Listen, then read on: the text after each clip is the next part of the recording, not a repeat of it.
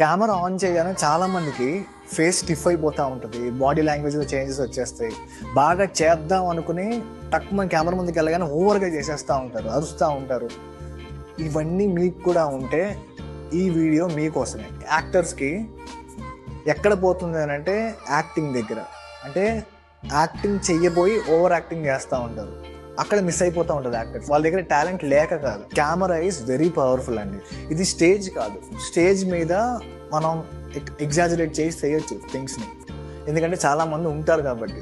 But screen అనేది close up నుంచి కూడా ఉంటుంది. ఒక స్మాల్ బ్లింక్, నేను ఇలా ఈ బ్లింక్ కూడా దీన్ని స్లో మోషన్లో తీసి బ్యాక్గ్రౌండ్లో ఒక మంచి మ్యూజిక్ యాడ్ చేసి దాన్ని డిఏ చేసి దాన్ని ప్రజెంట్ చేస్తే ఇది కూడా ఒక ఎమోషన్ లాగా కనపడుతుంది. మనం యాక్టింగ్ చేయకూడదు కెమెరా ముందు, just we have to feel it inside. నా దృష్టిలో నేను నమ్మేది ఏంటంటే acting is not just acting అండి. మనం యాక్టింగ్ చేయకపోవడమే యాక్టింగ్ అంటాం ఈ రోజుల్లో. కావాల్సినప్పుడు లైక్ బాహుబలి లాంటి సినిమాలకు కానీ, మహాభారతం లాంటి సినిమాలకు కానీ, ఇలాంటి వాటికి కొన్ని దగ్గర ఎగ్జాజరేట్ చేయాల్సి వస్తుంది బేస్డ్ ఆన్ ద క్యారెక్టర్స్.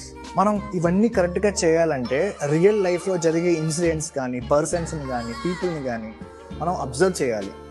ఎంత అబ్జర్వ్ చేస్తే అంత మెచ్యూర్డ్గా మనం యాక్ట్ చేయగలుగుతాం.